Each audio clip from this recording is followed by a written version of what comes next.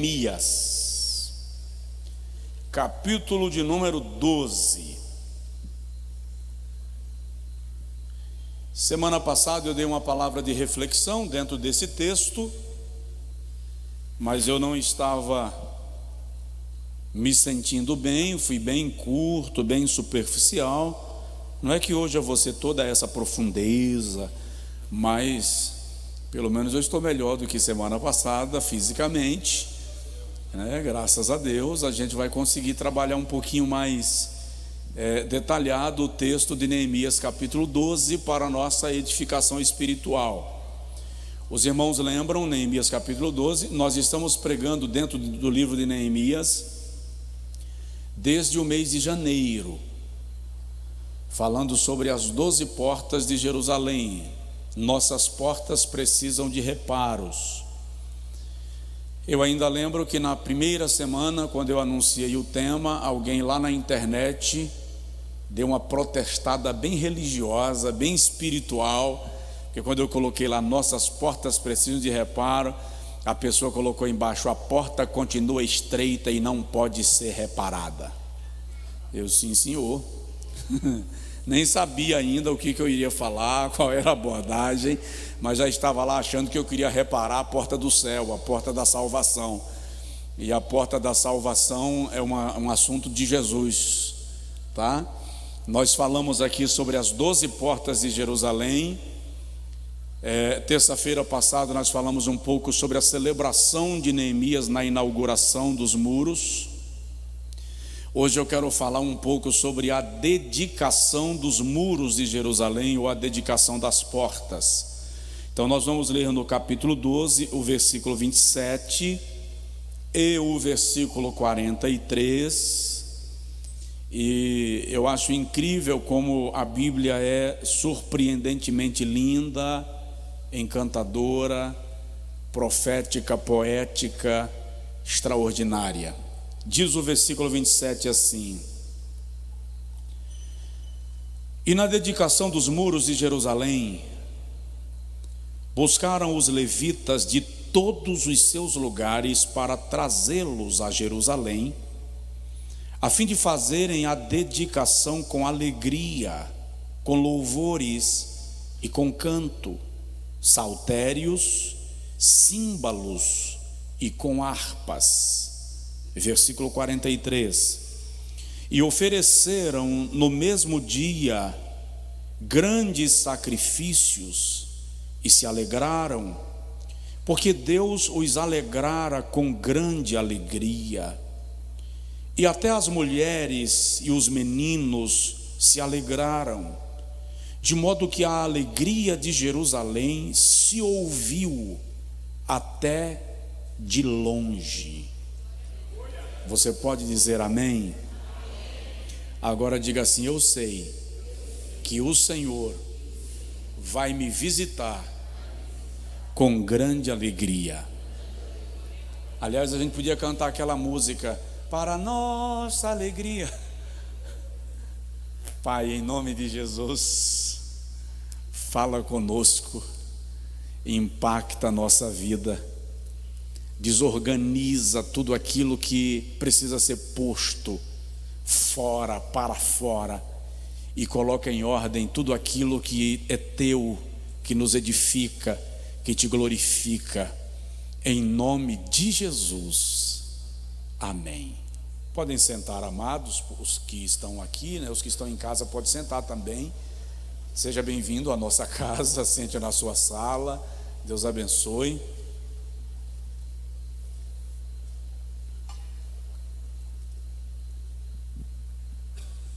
Quando a gente lê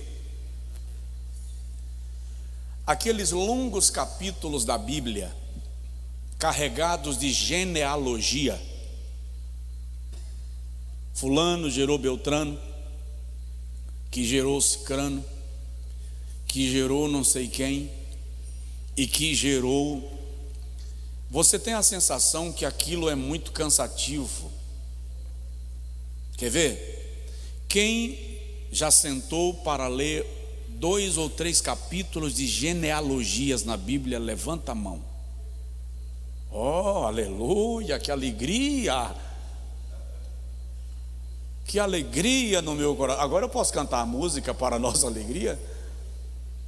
Raramente você tem paciência de ler genealogias.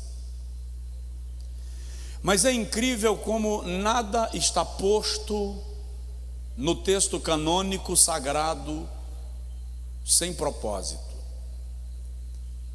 O Espírito Santo é o grande maestro da literatura sagrada, o grande inspirador, o grande orientador. O capítulo 12 de Neemias está nesta lista de nomes intermináveis que só deve interessar em circunstâncias normais a uma grávida ou a um pesquisador, alguém que esteja interessado realmente em entender o que está envolvido no relato bíblico. Este capítulo 12 traz para nós a relação dos sacerdotes, dos levitas e dos cantores que foram trazidos para Jerusalém por Zorobabel e por Josué, não o filho de Num, o filho de Jeozadaque. Eles eram sumos sacerdotes e vieram para Jerusalém cerca de 90 anos antes de Neemias.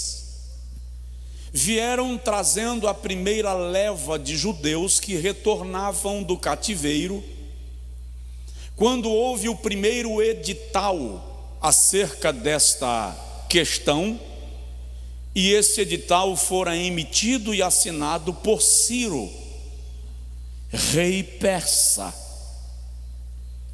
Se nós fôssemos fazer um esboço, e você poderia fazer se estiver anotando, se fôssemos fazer um esboço do capítulo 12 de Neemias, nós teríamos que lê-lo da seguinte forma: do versículo 1 ao versículo 9, são relatados os nomes dos sacerdotes que vieram com Zorobabel. E aqui nós temos uma lição. Se você estiver anotando, anota isso. Do versículo 1 ao versículo 9, nós temos a relação dos nomes dos sacerdotes que vieram do Império Persa para Jerusalém com Zorobabel. E aqui vai uma lição: não existe festa sem memória. Você não pode celebrar uma conquista sem se lembrar daqueles que, ainda que não estejam mais contigo, te ajudaram a chegar no lugar que você está. Festa sem memória é festa individual, é pessoal. Do versículo 1 ao 9, portanto, o nome dos sacerdotes que atuaram antes de Neemias. Nos versículos de números 10 e 11, nós temos a relação de nomes dos sacerdotes que sucederam aquela geração anterior e que, portanto, estavam participando daquele momento histórico. Se na relação anterior nós estamos afirmando que não há festa sem memória, eu preciso lembrar que também não há festa sem história.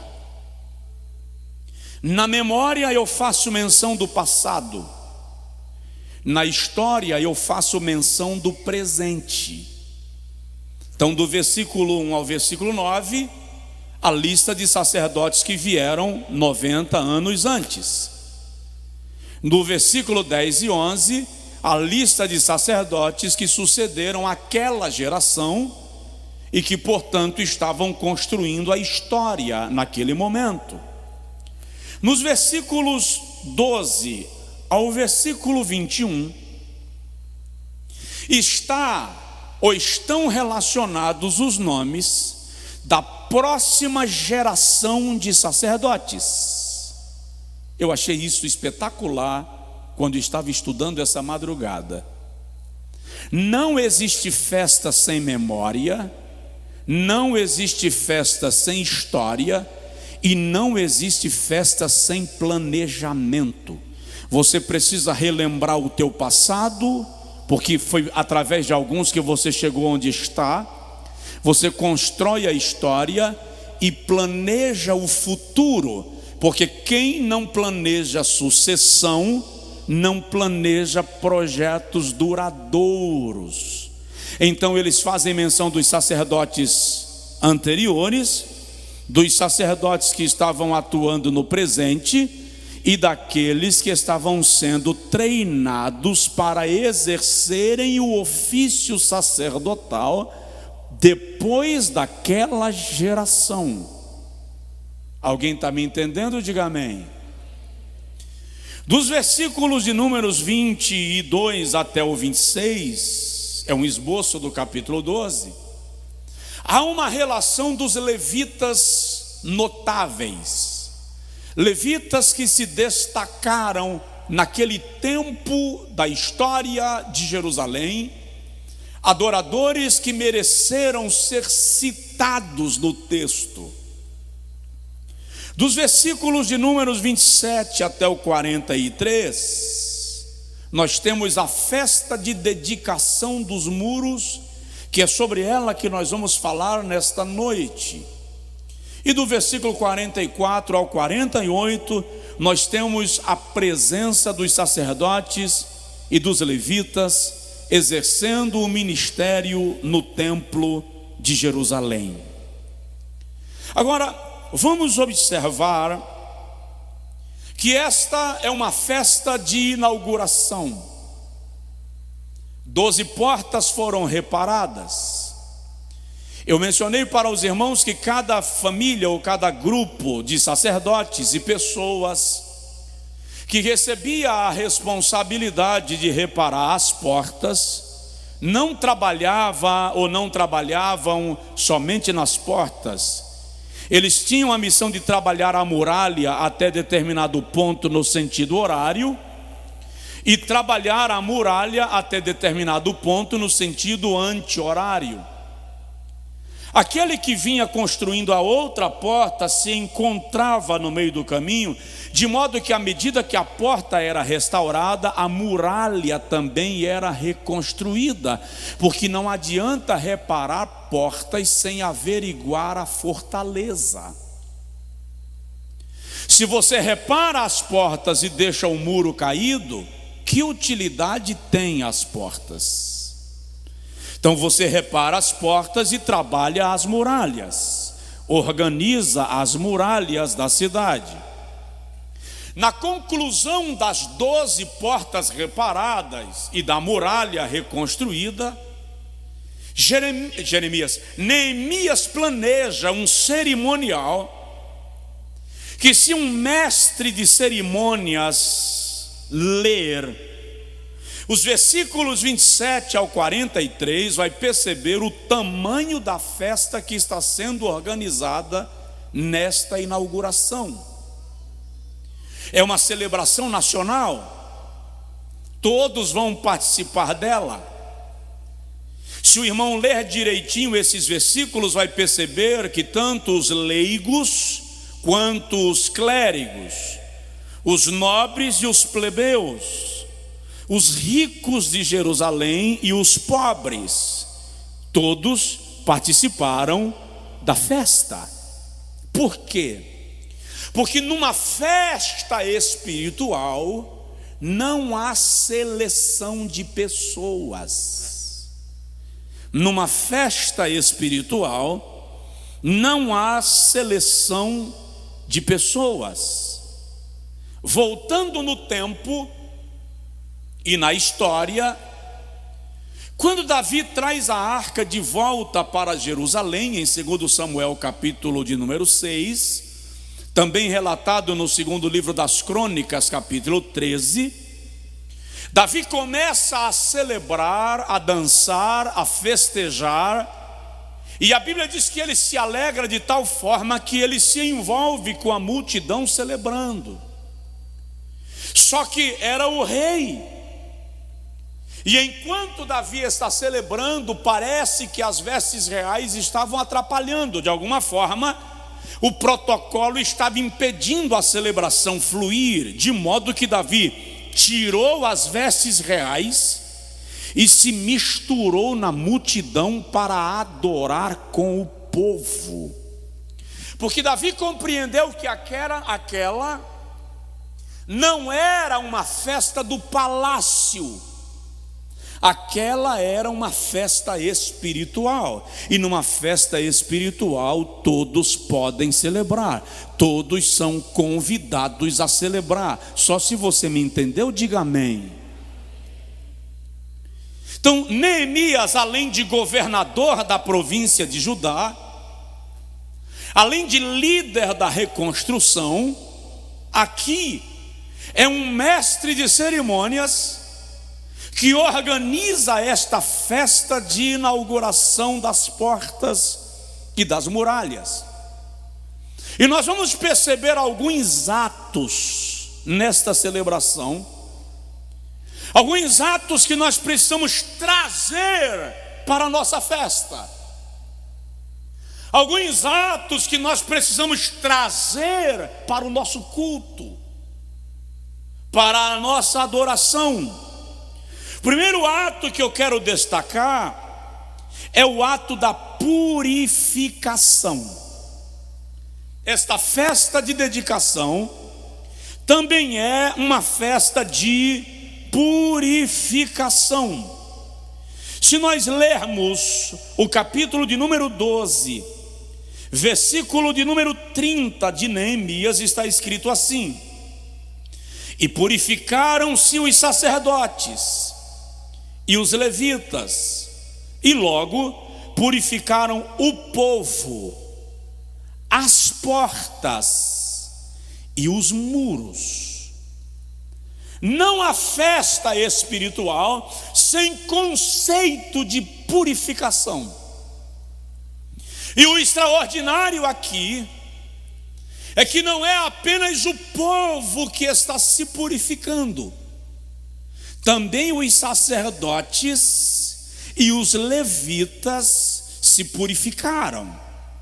Ou seja, Esdras e Neemias, assim como os líderes do povo de Jerusalém, primeiro se purificaram, e então passaram o povo pela purificação, e então purificaram as portas e os muros de Jerusalém.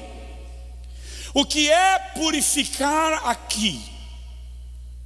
Literalmente lavar, dar banho.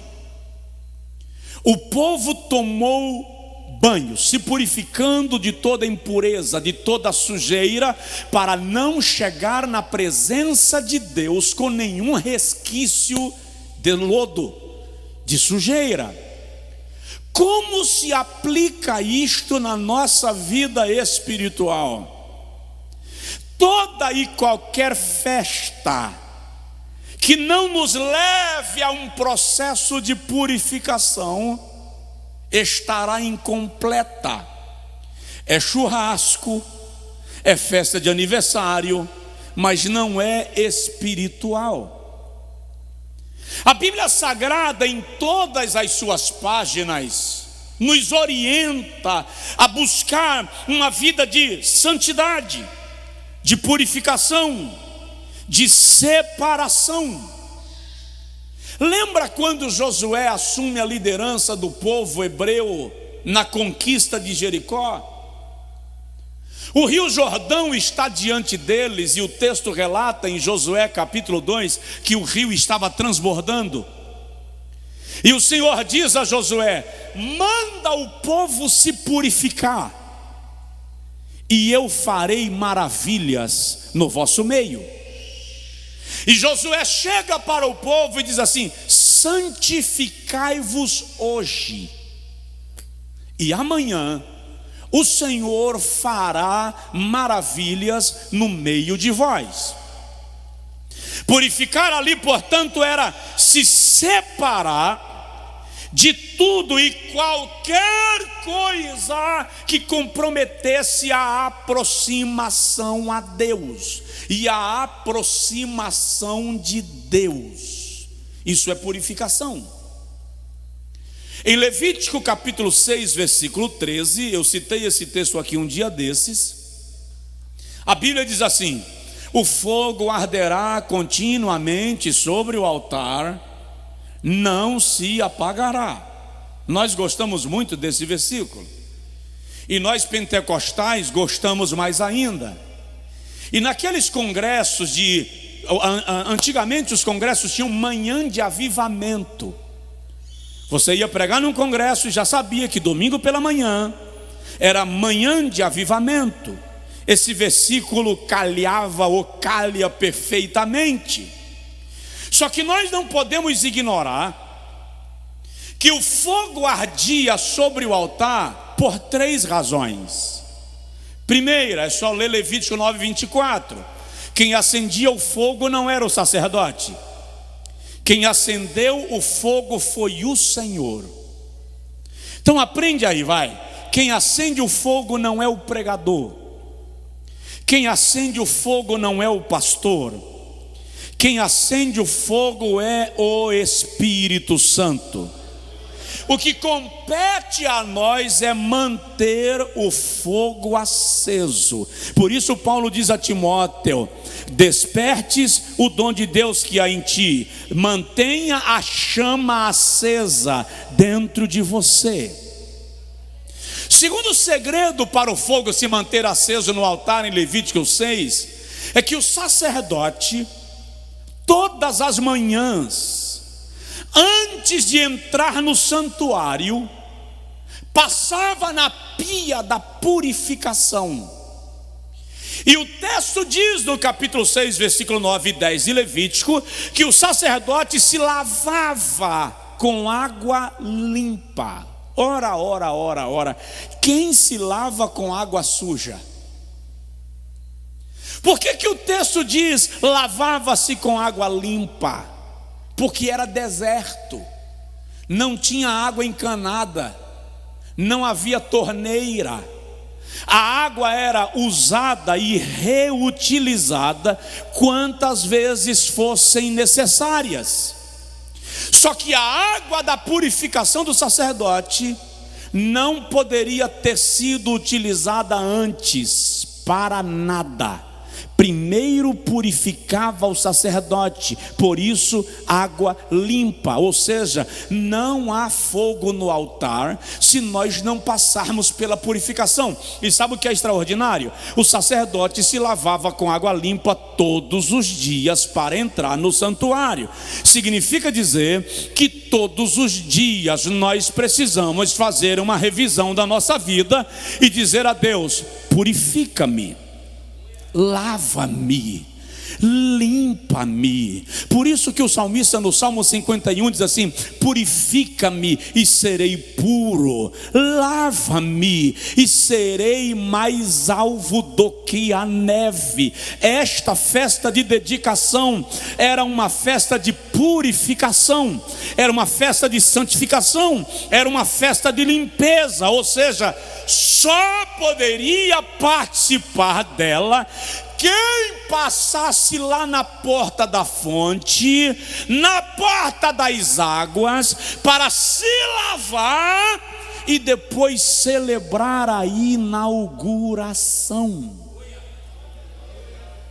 Irmãos, quando nós estamos contaminados pelo pecado, vamos usar esse termo, a graça de Deus está sendo derramada sobre nós. O nosso vizinho se alegra, o outro se alegra, o poder cai, e a gente sai do culto murmurando, dizendo que o culto foi frio, que o culto foi ruim, que o pregador só a misericórdia, que o irmão que estava do meu lado é escandaloso. Eu não estou falando daquele dia que você veio para o culto tão seco e que você não sente nada, ainda que o paralítico ande, e não significa que, quando isso acontece, que você está em pecado, que olha bem nos meus olhos, todo mundo tem esse dia, tem ou não tem? Todo mundo tem o dia que a graça está sendo derramada, o pregador só falta virar anjo e você não sente nada. Você está carregado de angústia, de preocupação, teve um dia ruim, sua alma está atingida pela inflamação da angústia, da preocupação. Não é disso que eu estou falando. Eu estou falando daquele indivíduo para quem as coisas espirituais perdem a graça.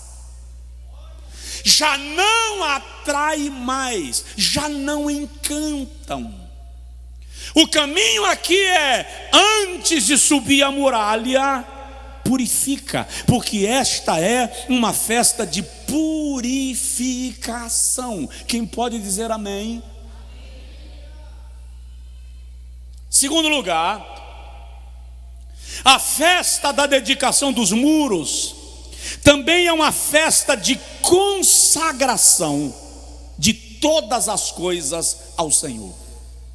Eu vou repetir. Só pode participar da festa da consagração, da dedicação dos muros, aquele que se decide a consagrar todas as coisas ao Senhor. Olha bem para mim, não basta eu me purificar, tudo aquilo que é meu precisa ser consagrado a Deus. Porque às vezes a gente até tem uma vida cristã piedosa e uma vida religiosa prática, mas as nossas coisas são nossas, não são de Deus, não estão a serviço de Deus. Eu já ouvi gente dizer: eu sou crente, mas meu braço não é. Eu já ouvi gente dizer: eu sou crente, mas o meu revólver não é. Eu já ouvi gente dizer: eu sou crente, mas eu sou salvo, mas a minha pistola não.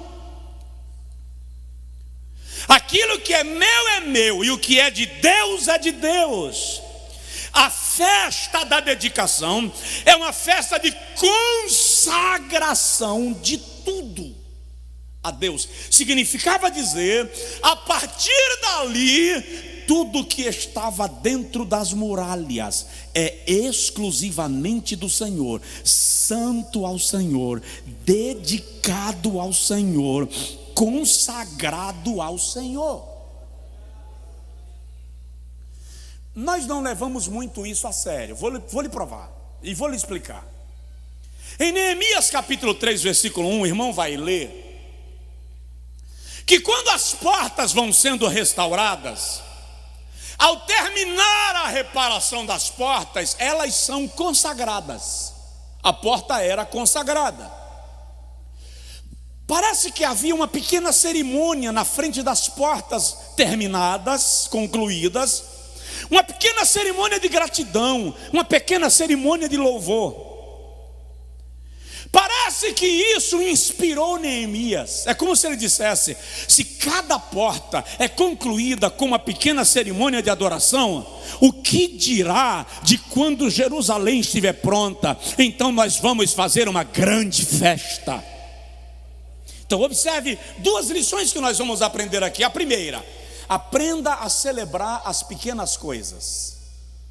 Mas a muralha não está pronta, só essa porta. Mas celebre por essa, porque quem te deu graça para celebrar por esta, te dará graça para celebrar por todas. Aprenda a celebrar as pequenas coisas. Aprende isso, coloca em exercício. A segunda lição que nós aprendemos dentro dessa perspectiva é que não, aquilo que não é consagrado a Deus, lá vai a frase é dura, aquilo que não é consagrado a Deus está a serviço do diabo.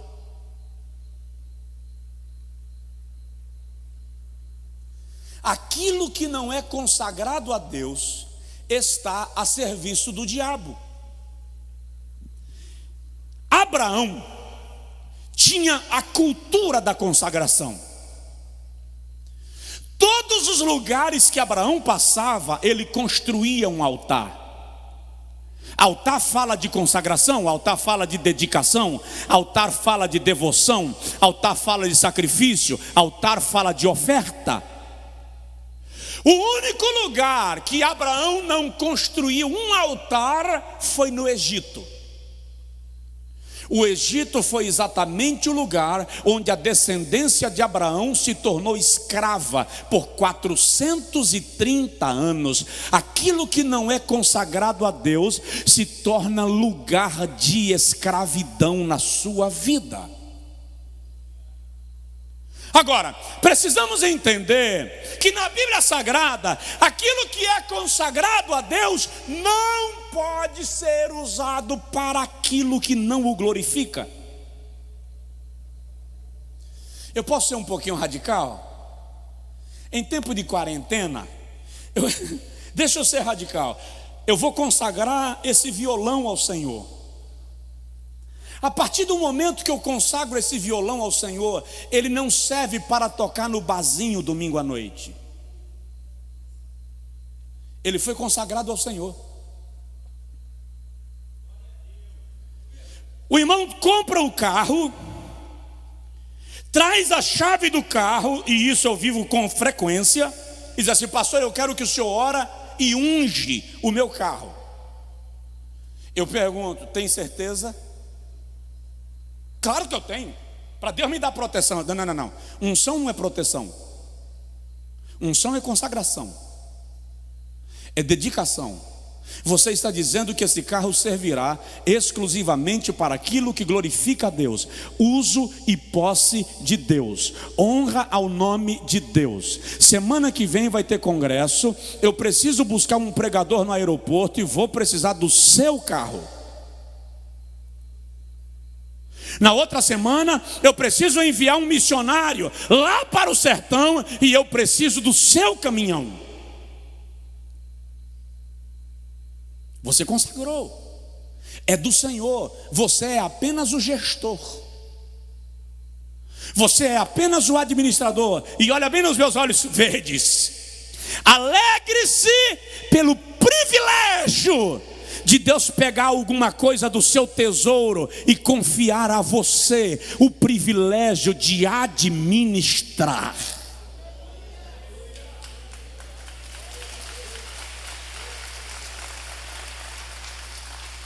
Porque se a gente tomar ao pé da letra, do Senhor é a terra, a sua plenitude, o mundo e todo que nele habita, então nós somos apenas gestores privilegiados para quem Deus olha e diz assim: eu vou colocar uma porção do meu tesouro na sua mão, cuide, mas é meu. A festa da dedicação é uma festa de consagração de todas as coisas ao Senhor. Aí vem uma pergunta básica que não exige resposta pública: é você e Deus. Tudo que você tem, tudo que eu tenho, é de fato consagrado a Deus?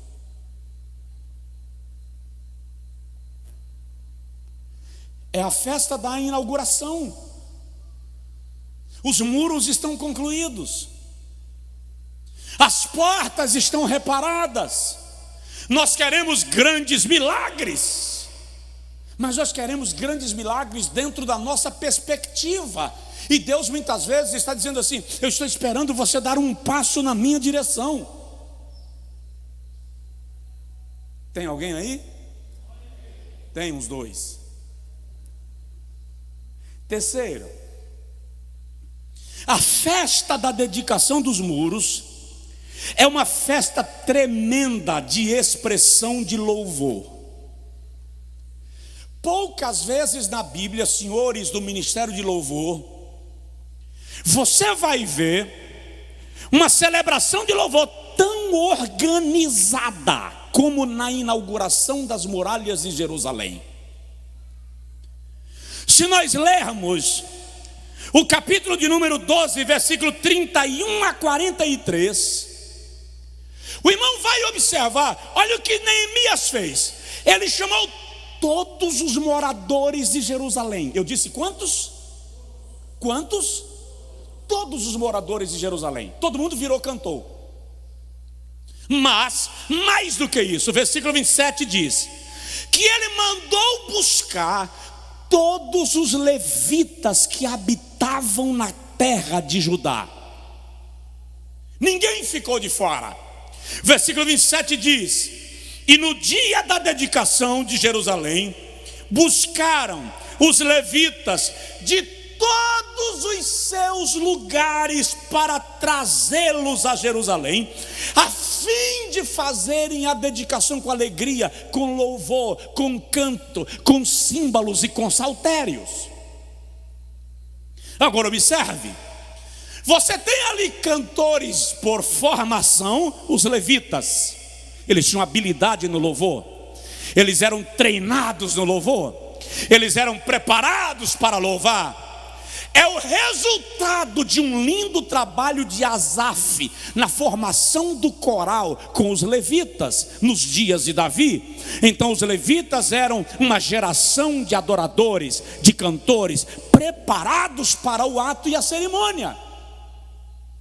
Mas você tinha um bocado de cantor leigo, que não tinha técnica vocal, que não tinha harmonia para cantar e tocar, que não lia a partitura, mas que também participariam do louvor. De que maneira? O texto diz, no capítulo de número 11, que Neemias convocou 2 maestros. Os nomes dos 2 maestros eram Matanias e Baquebuquias. Se alguém tiver grávida, aí eis o nome: Baquebuquias. Esses 2 maestros iriam treinar o povo no louvor, porque todo mundo ia cantar. E no dia da dedicação, imagine só, o texto diz: metade de Jerusalém sobe na muralha por um lado, e a outra metade sobe pelo outro lado. Na frente deles, os levitas de um lado e do outro. Na frente dos levitas, os maestros, um de um lado e outro do outro. Na frente dos maestros, de um lado Esdras, do outro lado Neemias. Todos sobem na muralha. A festa foi em cima da muralha. É só ler o texto. Eles sobem na muralha. Neemias diz que haviam 2 coros, 2 corais. E em algum versículo do capítulo 12 ele diz assim: coro contra coro. O que significa isso? Um cantava de um lado e o outro respondia. Um coral foi caminhando no sentido anti-horário, e o outro coral foi cantando no sentido horário. E um cantava de um lado da muralha, o outro respondia do outro lado da muralha. Esdras na frente de um lado, Neemias na frente do outro, os maestros e os levitas guiando, e toda Jerusalém cantava. É por isso que o texto diz que de longe se ouviu o barulho da alegria do povo. Aleluia! E qual era o ponto de encontro? O ponto de encontro era o templo.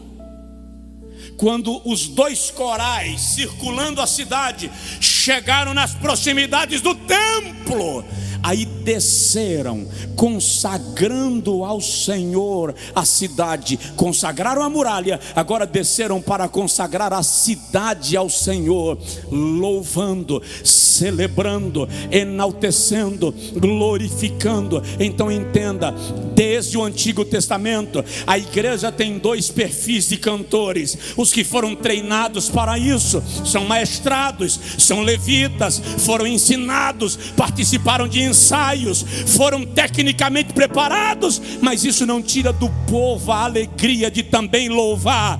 Então os levitas cantam e o povo canta, os maestros regem e o povo canta, a liderança guia e o povo canta, e Deus é glorificado. Aleluia! Esta é uma festa de louvor. Provoca seu vizinho e diz para ele: canta. É sua esposa que está do lado, é seu marido, é seu filho. O que está longe se aponta com o dedo. Louva, celebre. Essa semana eu vi uma frase que eu achei pertinente. Os cantores seculares estão fazendo lives cantando músicas evangélicas.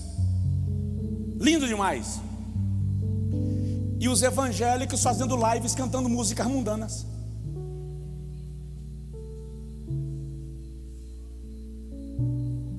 Perdemos a noção.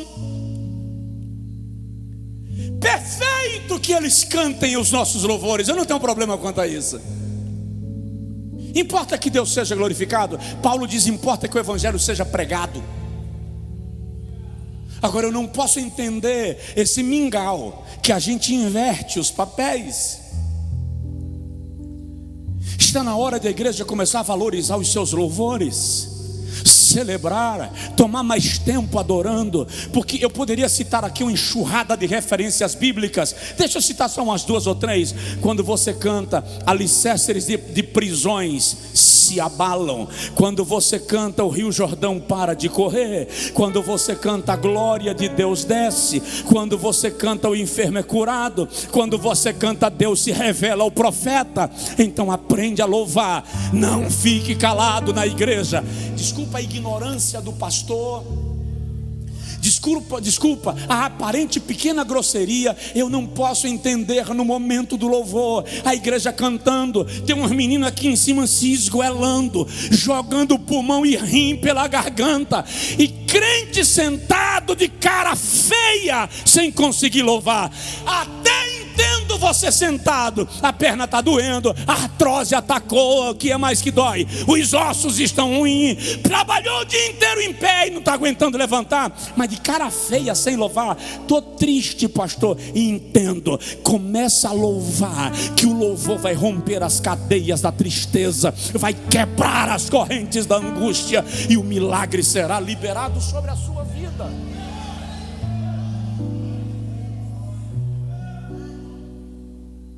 Amém? Vamos terminar? 4º lugar, a festa da inauguração, da dedicação dos muros, é uma festa de plenitude de alegria. Você é alegre?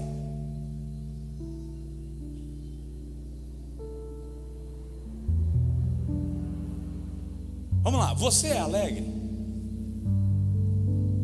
Alguém me perguntou um dia desse, vou citar aqui porque você é feliz? E eu demorei a responder. E eu não demorei a responder porque eu tive dúvida. Eu demorei a responder porque eu não aceito na minha alma o conceito de felicidade que o mundo defende. Então eu queria explicar para ele primeiro o que é felicidade e o que é alegria. Antes que eu começasse a falar, ele disse assim: já entendi, não é feliz. Eu disse: você não entendeu nada. Entendi. Quem é feliz responde na bucha, está na ponta da língua.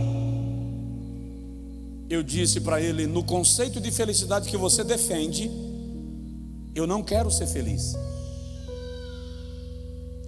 Porque etimologicamente a palavra felicidade é preenchimento. Então, se eu estou preenchido, eu estou feliz. Se eu não fui preenchido, eu estou infeliz. Tipo, meu sonho é comprar aquele carro, mas como eu não consegui, não estou feliz. Mas se eu comprar o carro, aí eu estou muito feliz hoje, o carro dos meus sonhos. Fui preenchido.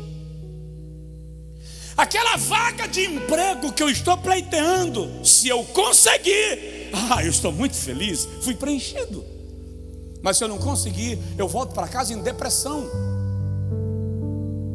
O conceito bíblico para o crente não é de felicidade. O conceito bíblico para o crente é de alegria. Porque felicidade é humana, alegria é divina. Felicidade é terrena, alegria é celeste. Felicidade é temporal, alegria é operacional, é resultado da operação do Espírito Santo. O fruto do Espírito não é felicidade, o fruto do Espírito é alegria. Paulo não diz seja feliz do Senhor, ele diz alegrai-vos do Senhor. Outra vez digo-vos, alegrai-vos.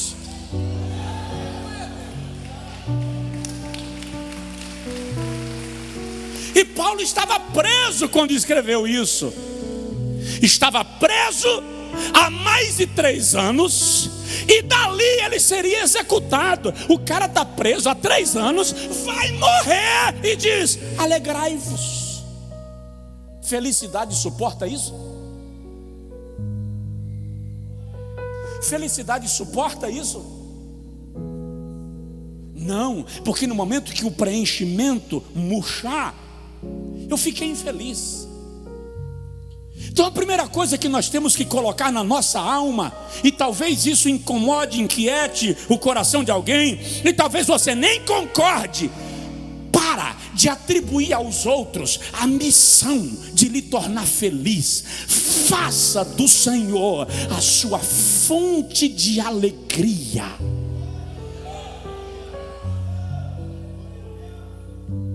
Olha o versículo 43. E ofereceram no mesmo dia grandes sacrifícios, e se alegraram com grande alegria. E até as mulheres se alegraram. Eu acho essa expressão aqui muito forte. Até as mulheres se alegraram. E até os meninos. Por que coloca assim? Até as mulheres. Porque era um contexto patriarcal. As mulheres não participavam destas festas. Elas não podiam esboçar, externar sentimentos de alegria publicamente. Os sentimentos de alegria delas eram externados dentro de casa, com o marido e com os filhos. Mas aqui Neemias está dizendo, a festa foi tão grande, a festa foi tão extraordinária, a presença de Deus foi tão gloriosa, que quebrou o protocolo, quebrou a tradição, rompeu os limites, e elas se alegraram caminhando sobre os muros de Jerusalém. Então essa é uma festa de grande alegria. Levanta a sua mão ao céu assim comigo e diga comigo: Senhor, derrama sobre mim o óleo da alegria. Senhor, me veste com vestimentas de alegria.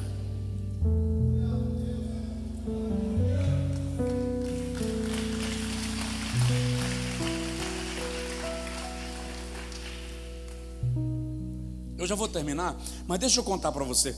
Eu estou me exercitando para não me afetar com gente azeda.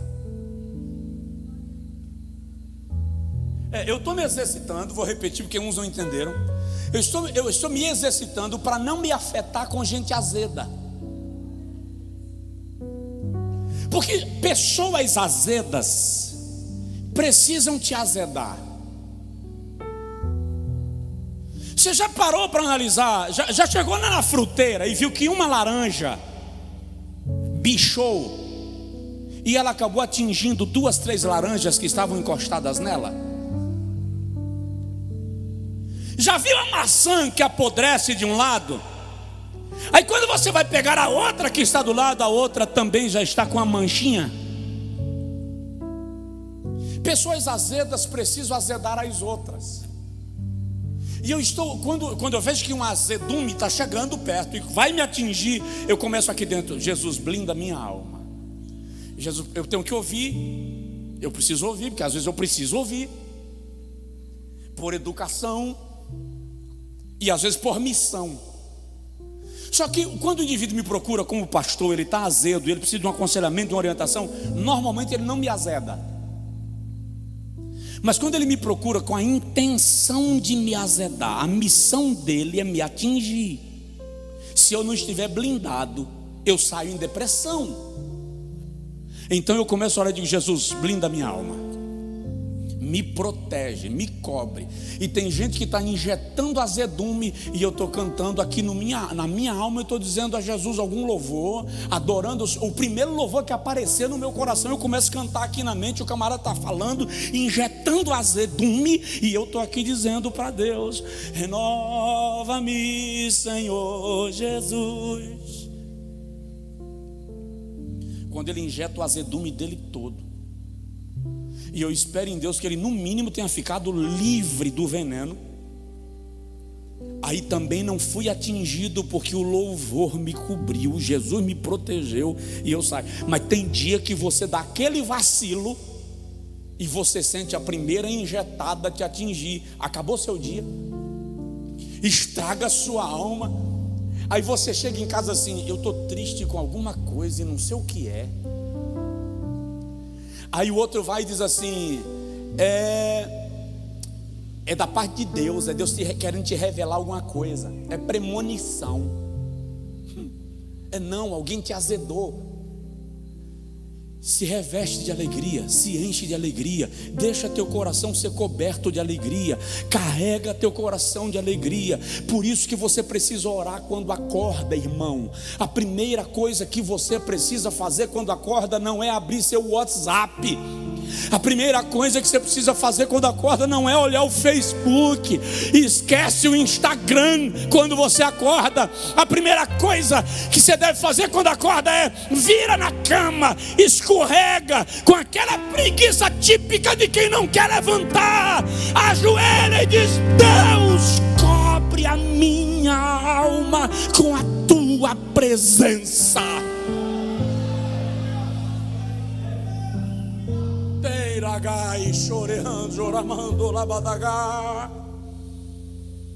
Eu preciso terminar.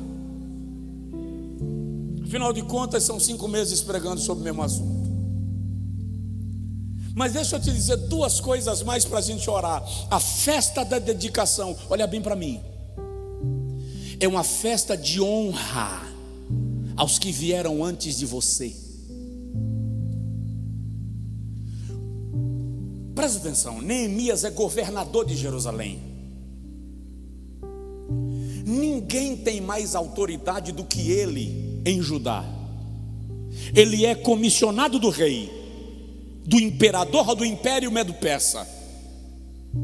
É a maior autoridade e é quem está encabeçando a reconstrução da cidade, a reconstrução do muro. Mas o capítulo 12, versículo de número 1, o texto diz assim: estes são sacerdotes e levitas que subiram com Zorobabel, filho de Sealtiel, e com Josué, filho de Jeozadaque. Presta atenção, esses sacerdotes não estavam mais lá. A maioria deles já tinham morrido. Mas Neemias não ignora que aquilo que ele estava conseguindo fazer era resultado de um trabalho que já tinha começado muito antes dele. Quem não aprende a honrar os seus antecessores não é digno da posição que ocupa. Porque ninguém chega em cima da muralha sozinho. Alguém te ajudou a subir. Alguém construiu contigo. Alguém deu reforço. Nosso problema, de modo particular, nossa cultura brasileira, nós temos a memória curta. Nós esquecemos muito fácil do bem que nos foi feito. Esquecemos muito fácil da ajuda que nos deram. Esquecemos muito fácil do ombro amigo que você chorou. Esquecemos facilmente do lenço que nos foi emprestado para enxugar as lágrimas. A cultura da honra, na nossa cultura, chega a ser uma vergonha. Aliás, é tão ridículo que você só pode honrar alguém dando o seu nome a um prédio, a um edifício, depois que ele morre. Ou seja, nós só honramos as pessoas depois que elas morrem. O cara nunca deu um buquê de flores para a mulher. Morreu, compra a melhor coroa da funerária. Ela tem 100 anos pedindo para trocar a cama, porque o colchão está brocado, ela está caindo dentro do colchão. E a mão murrinha, não compra o colchão. Olha, morreu. Pode chegar lá na funerária e comprar o melhor caixão. Para quê? Para quê?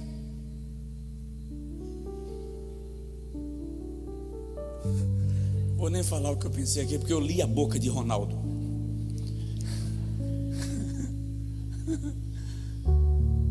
Nós precisamos aprender a honrar os que vieram antes de nós. Você honra seu pastor? Você já honrou aquela pessoa que te ganhou para Jesus? Aquela pessoa que te discipulou? Aquela pessoa que quando você teve um problema sério na vida e todo mundo te deixou, ela foi a única que sentou contigo e te deu uma palavra de direção? Aquele professor que você ia perder na disciplina e ele sentou contigo e te deu uma aula particular e te ensinou e você foi aprovado? O teu pai, o teu avô. Essa semana eu estava lembrando de algumas lições que o meu avô me deu. Meu avô não era evangélico, meu avô não era cristão, meu avô materno aceitou a Jesus no leito de enfermidade e em seguida morreu. Mas ele me deu lições tão extraordinárias que essa semana eu comentei com alguém: quem dera poder ir no curral da fazenda do meu avô para ouvir de novo aquelas lições, porque agora eu entendo o que ele estava querendo me dizer. Agora eu entendo o que ele queria me dizer. Mas descanso na minha alma, porque eu honrei. Nós precisamos aprender a honrar quem veio antes de nós.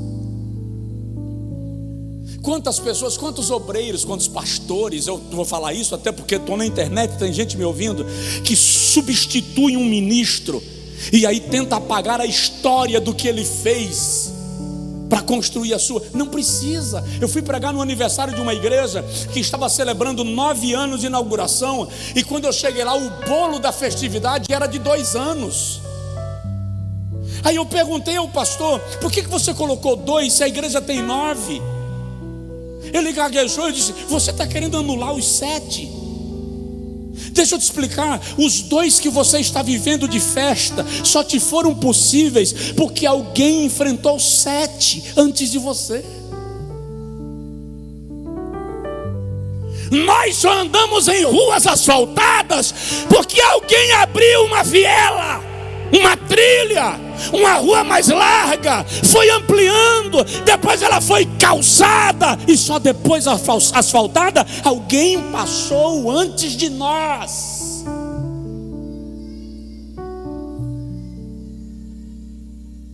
Festa da dedicação é a festa que você não esquece de honrar quem te possibilitou celebrar. Tem festa na minha vida e na sua vida, tem conquista na minha vida e na sua vida. Olha bem para mim, não é mérito meu nem seu, é mérito de alguém que semeou para que nós colhêssemos. Por isso que Jesus diz assim: eu vos enviei para colherdes onde não semeastes.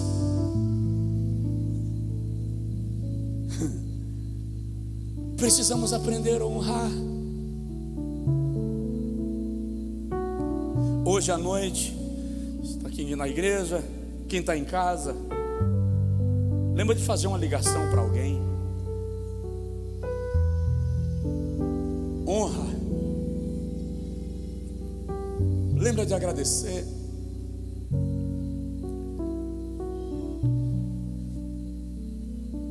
Eu fui no Angico com meu pai. Visitei alguns locais, inclusive a escola que eu estudei. Revi algumas pessoas e reconheci algumas delas.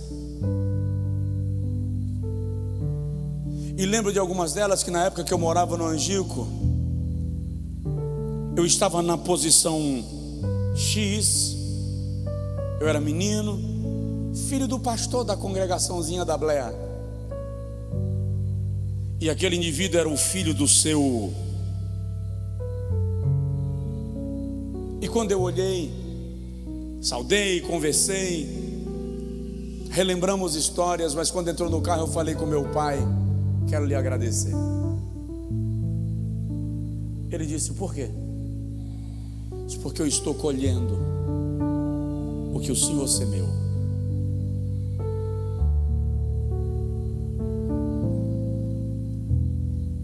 Meu pai trabalhava segunda, terça e quarta para manter a casa. Pedreiro, pintor, montador de bicicleta.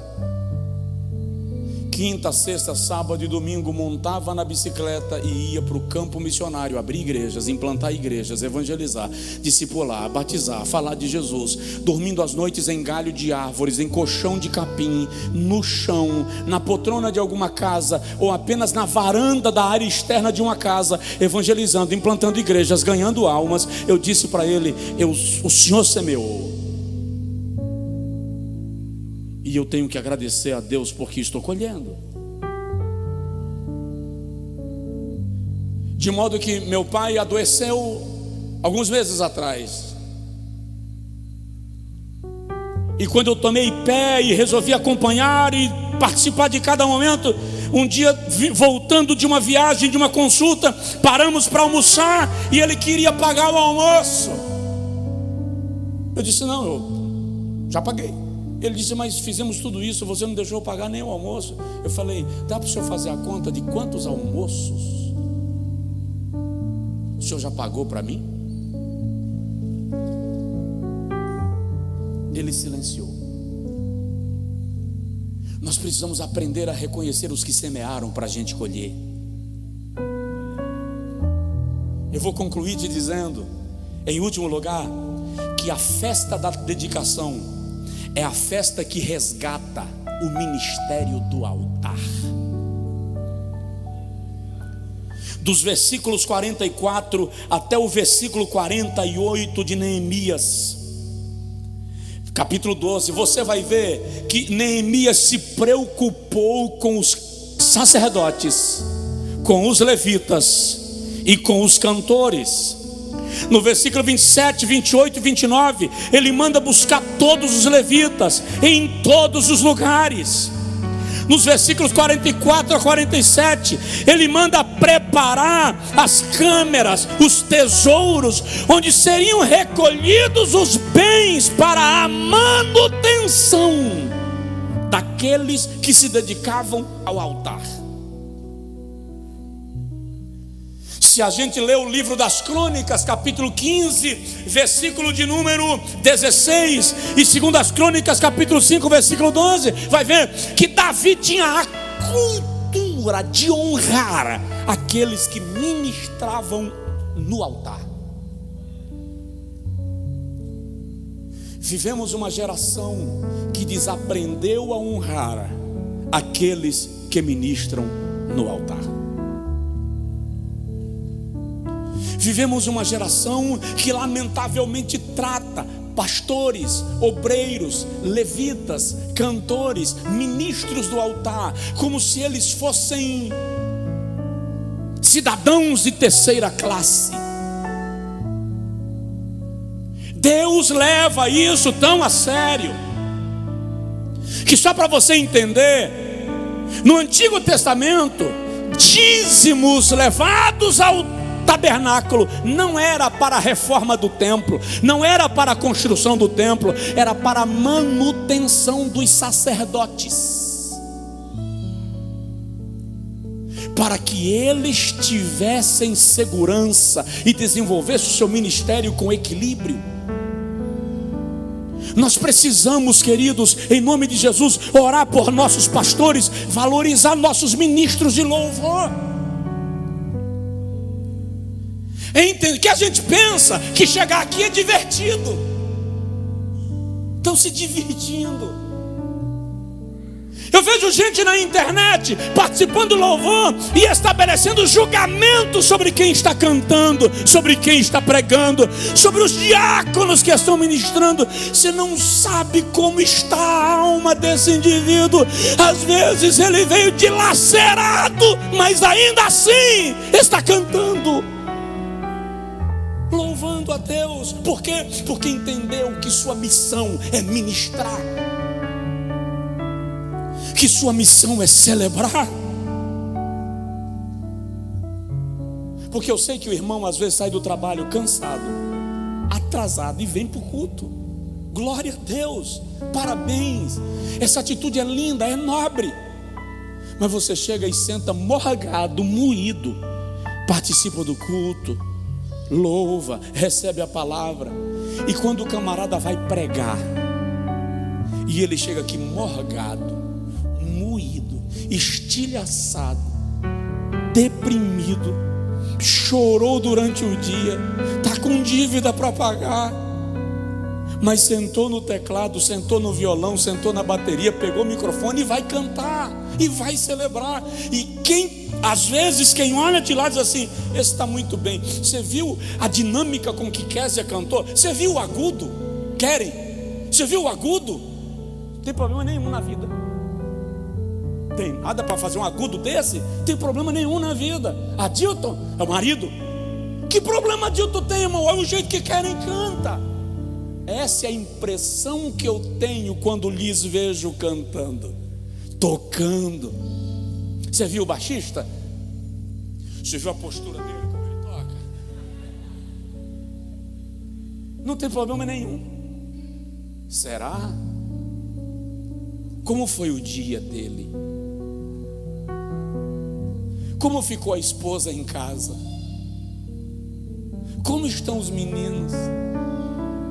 Esses pastores que estão dando suporte aqui, todo mundo de palito, de terno, de gravata não, que a gravata caiu de moda, né? Deus abençoe a gente.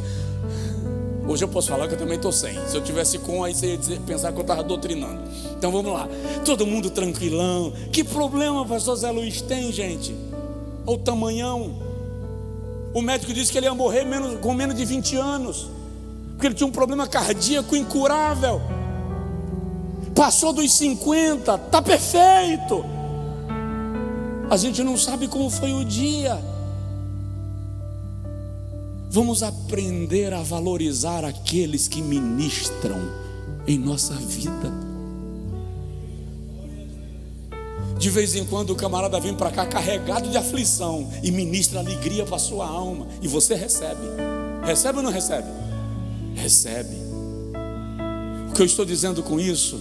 Nunca mede o irmão que sentou do teu lado pelo sorriso, porque ele pode estar sorrindo justamente porque o Espírito Santo está ministrando ao coração dele, mas lá no íntimo tem uma preocupação lhe sobrecarregando. Vamos aprender a honrar aqueles que o Senhor levanta na sua casa e abençoar aqueles a quem nós temos acesso. Se você puder, estende sua mão em direção à pessoa perto de você, ministra sobre, não precisa tocar, apenas estende a mão e diz para ele, diz para o Senhor: ministro alegria sobre o teu servo, ministro provisão sobre o teu servo, ministro providência sobre a vida do teu servo. Eu ministro a tua bênção. Ministros de louvor, fiquem de pé, por favor. Ministros de louvor, fiquem em pé, por favor. Estenda a mão em direção a esses meninos e meninas aqui, ó, do louvor. Estende a mão em direção a eles. Abençoa eles. Ministra sobre eles. Cerimonial de Santa Ceia está aí, inclusive. Ministre sobre eles. São levitas, diáconos e diaconisas. A gente nem sabe como foi o dia, mas eles vêm e atuam e trabalham somente quando a igreja aprender a valorizar levitas, cantores e sacerdotes. Nós teremos abundância na casa de Deus. Aleluia. Nós abençoamos a liderança da igreja que está presente, os que estão em casa acompanhando online em todas as partes do mundo. Nós declaramos sobre pastores e suas famílias o milagre de Deus. Nós declaramos sobre diáconos e diaconisas o milagre de Deus. Nós declaramos sobre ministros de louvor a graça e o milagre de Deus. Nós repreendemos todo ataque do diabo e declaramos que é tempo de celebração e festa. Quem pode aplaude ao Senhor, dá glória a Deus, glorifica o nome de Jesus. Aleluia, já vamos terminar. É tempo de festa, é tempo de celebração, é tempo de dedicação. A muralha está construída, agora nós podemos habitar em segurança. E sabe, enquanto eu lia sobre essa festa que Neemias providenciou e organizou, eu comecei a imaginar. Essa foi a festa em Jerusalém, pela dedicação dos muros. Eu comecei a imaginar como vai ser a festa na Nova Jerusalém. Porque se a festa por causa dos muros que foram reconstruídos foi tão grande, imagina a festa na cidade cujos muros nunca foram tocados. As suas 12 portas se abrindo para que eu e você entremos na cidade santa. O Espírito Santo à frente da igreja e Jesus, o grande reconstrutor, nos guiando na viagem pela cidade santa. Quero ver você lá. Quero ver você lá. Não vacila com a tua salvação. O céu é o nosso lugar. Há uma festa que te aguarda. Mas quero profetizar sobre a sua vida em nome de Jesus. Toda tristeza seja repreendida. Eu não estou apequenando sua tristeza. Tem tristeza que é explicável, é justa até. Mas eu quero em nome de Jesus determinar que o Espírito de Deus repreende e te reveste de alegria. Teu coração é visitado pelo Espírito Santo nesta noite. Tua alma é visitada pelo Espírito Santo nesta noite. Não deixe o diabo lhe trazer desânimo e dizer que não há esperança, que tudo vai dar errado. Não aceite, porque o nosso Salvador é Cristo. O nosso pastor é Cristo. E Ele cuida de nós. As muralhas estão reconstruídas. As portas estão reparadas. Aí Neemias diz assim, no capítulo 6: só faltavam reparar as brechas.